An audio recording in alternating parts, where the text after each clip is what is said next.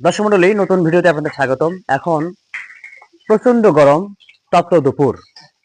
আমাদের গরু খামার দেখতে পাচ্ছেন, গরুগুলো এখন গা ধোয়ানো হবে। দুপুরে যে গোসল করানো হয়, এটা দিনে দুইবার করলে বেশি ভালো হয়, কিন্তু আসলে লোকের স্বল্পতার কারণে অনেকেই গোসল ধোয়াতে পারে না।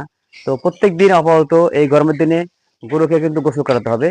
না হলে এই গরু, যারা বিদেশি জাতির গরু যেগুলো আছে, তারা কিন্তু হাঁসফাঁস করে, ফ্যান ছাড়া কিন্তু থাকতে পারে না। আমরা ফ্যানও দিয়ে রেখেছি, এবং গোসল কিন্তু নিয়মিত করাতে হবে। না হলে এই যে গোবর কিন্তু শরীরের সাথে লেগে যায়, লেগে গেলে তারা কিন্তু আরাম মতো ঘুমাতে পারে না, শরীর চিটচিট করে, কিটকিট করে, গরুদের সমস্যা হয়। তো আমাদের এখানে যে ছোট ছোট যে গরুগুলো রয়েছে, বাছুরগুলো রয়েছে, আমরা সেগুলো কিন্তু ধোয়াবো। আমরা এদিকে দেখার একটু, এদিকে দেখাই। এই যে এখানে কিন্তু গরুগুলো ধোয়ানো হচ্ছে, এই মোটরের পানি দিয়ে শাওয়ার দেওয়া হয়। এই শাওয়ারের মাধ্যমে কিন্তু গরুগুলো ধৌত করা হয়, এবং তারা আরাম আইস করে দাঁড়িয়ে থাকে, এবং তাদের শরীরগুলো কিন্তু ধৌত করা হয়। তো এই শরীর ধৌত করার উপকারটা হলো কি, যে এই যে আমরা যে সারা রাত যে এখানে রাখি দেই, এবং এই যে খাওয়া খায়, গোবর থাকে এখানে, গোবর গুলো পড়ে থাকে, তারা কিন্তু এখানে ঘুমায়, এখানে উপরে ঘুমায়। ফলে এই যে শরীরের মধ্যে কিন্তু গোবর গুলো লেগে যায়। এই গোবর লেগে যাওয়ার কারণে তাদের কিন্তু কষ্ট হয়। আর এই যে এপাশে যদি দেখাই, যে যে ফ্লোরে কিন্তু গোবর ছিল, আমরা কিন্তু গোবরগুলো এখান থেকে নিয়ে গেছি আমাদের সারের যে ভাগা রয়েছে বা সারের ভিড়া রয়েছে, সেখানে কিন্তু আমরা রাখি। আর এই যে এখানে শরীরের মধ্যে যে ময়লাগুলো আছে, এগুলো কিন্তু যদি একদিন দুদিন পরে করেন, তাহলে কিন্তু এগুলো উঠবে না, তোলা সম্ভব না।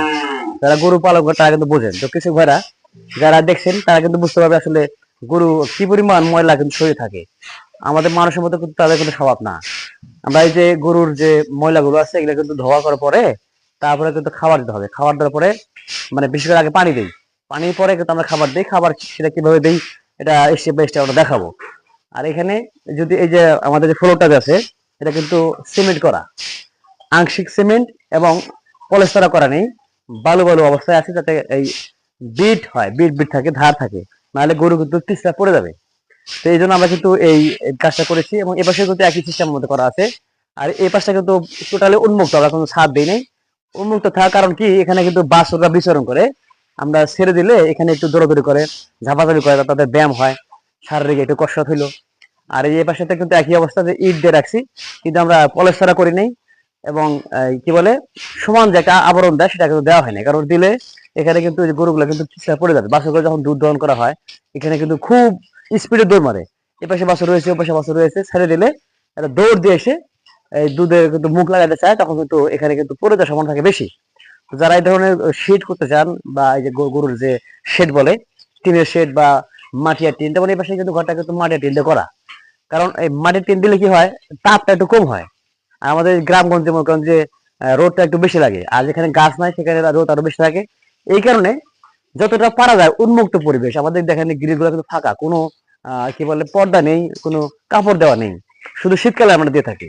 অতএব এখানে কিন্তু আমাদের সুন্দর একটা পরিবেশ, খোলামেলা জায়গা আছে, বাছুর বিচরণ করার জায়গা আছে, আলো বাতাস যাওয়ার জায়গা আছে, সুন্দর একটা পরিবেশ। এখন কিন্তু গোসল করানো হচ্ছে, গোসল করার পরে আমরা কিন্তু খাবার দেবে যে প্রক্রিয়াটা করব, আমরা কিন্তু বলছিলাম যে এখন এই সময় আমরা খাবার কি কি দেই। সেটা হচ্ছে যে এই ভুট্টার যে গাছ আছে, এই ভুট্টার গাছগুলো আমরা খাবার দিই। ভুট্টার গাছের পাশাপাশি যে পাকচঙ্গের ঘাস আমরা লাগাইছি, সেটা কিন্তু আমরা দেই। তো মূলত আমরা কিন্তু আবাদ নিজেরাই করি, এবং আমাদের সাথে সহযোগিতা করার লোক থাকে, তারা মিলেমিশে আমরা কাজগুলো করি। কারণ বাড়ির কাজ যদি নিজে না করতে পারেন না, আসলে হবে না।